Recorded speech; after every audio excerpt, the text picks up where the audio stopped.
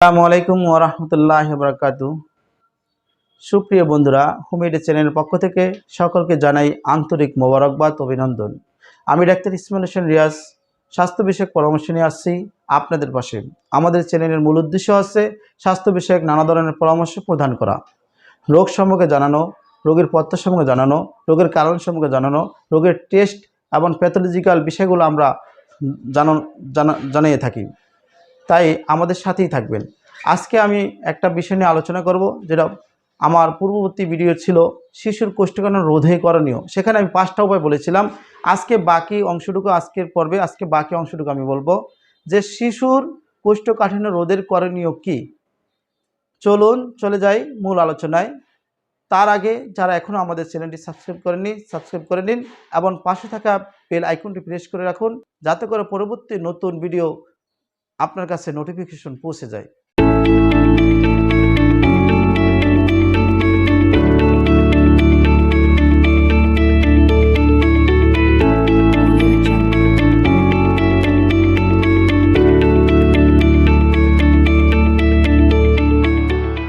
শিশুর কোষ্ঠকাঠিন্য রোধে করণীয় 5 নম্বর বলেছিলাম, আজকে 6 নম্বর বলতেছি যে দুধের উপর নির্ভরশীলতা কমিয়ে আনা। যে দুধের উপরে নির্ভর থাকা না, সেটা কমিয়ে আনা।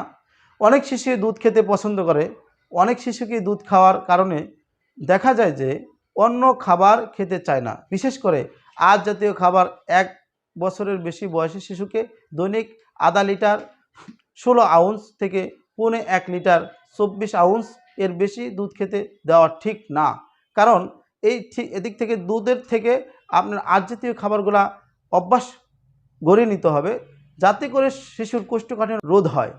7. শারীরিক কার্যক্রম। শিশুদের কোষ্ঠকাঠিন্য রোধে প্রতিদিন তার খেলাধুলার ব্যবস্থা করা উচিত। হাত পা নাড়াচাড়া করে খেলছে কিনা সেদিকে নজর রাখুন। শিশু সারাদিন যদি শুয়ে বসে কাটায় তাহলে তার নড়াচড়া কম হবে। সারাদিন কমপক্ষে 1 ঘন্টা হলেও শিশুর শারীরিক কার্যক্রম না হলে অন্তে নড়াচড়া ও স্বাভাবিক হবে না। তাই এই ব্যাপারে অবশ্যই খেয়াল রাখুন।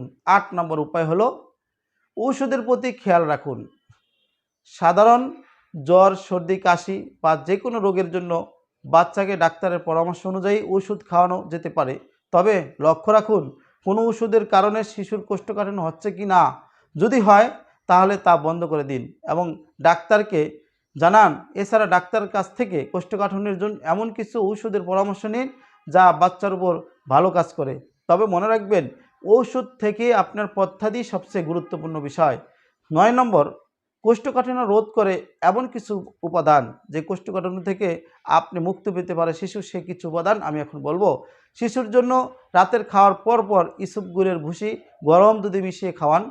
আদা অথবা শিশু খেজুর খাওয়াতে পারেন।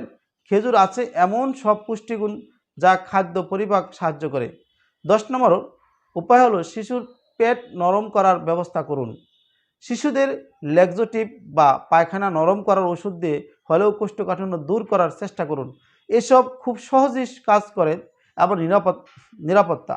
তবে অবশ্যই ডাক্তারের পরামর্শ নিয়ে খাওয়ান এবং পুরো ডোজ শেষ করবেন। কোষ্ঠকাঠিন্য ভালো হওয়া সাথেই হঠাৎ করে ঔষধ বন্ধ না করে আস্তে আস্তে বন্ধ করুন। তবে 10 নম্বর একটা কথা, আমি যে কথাটা বলেছি যে শিশুকে ল্যাক্সোটিভ যে ওষুধটা, এই ওষুধটা যদি আপনি একটা শিশুকে নিয়মিত করেন তাহলে কিন্তু এটার জন্য মারাত্মক একটা ঝুঁকি হয়ে যেতে পারে। কীরকম? যে এটা খাবার ছাড়া তার পায়খানা হবে না। এই জন্য ঘরোয়া চিকিৎসা করবেন। এবং আমি আমার বলবো যে ভিডিও থেকে একটা মেসেজ দিতে চাই, সেটা হলো এটা যে আপনার শিশুকে প্রাকৃতিক উপায় তো ওষুধ না খেয়ে প্রাকৃতিক উপায়ে আপনি সারাবেন। তবে হোমিওপ্যাথিক চিকিৎসা আপনি গ্রহণ করতে পারেন। একজন ভালো মানের রেজিস্টার প্রাপ্ত চিকিৎসকের কাছে গেলে আপনার এই ল্যাক্সোটিভ ছাড়াও তারা সেই ব্যবস্থা করে আপনার শিশুকে সুস্থতা আনয়ন করতে পারে, পায়খানা ক্লিয়ার রাখতে পারে। বন্ধুরা, আজ আলোচনা এই পর্যন্তই। পরবর্তী ভিডিও দেখার আমন্ত্রণ রইল। যদি কোনো প্রশ্ন থাকে কমেন্টের মাধ্যমে জানাবেন এবং বেশি শেয়ার করে আপনার বন্ধুদের জানার সুযোগ করে দিন। এরকম নতুন ভিডিও তৈরি করতে আমাদেরকে অনুপ্রাণিত উৎসাহিত করুন। আজ এই পর্যন্তই। ভালো থাকুন, সুস্থ থাকুন, হোমিওপ্যাথির সাথেই থাকবেন। আসসালামু আলাইকুম রহমতুল্লাহ।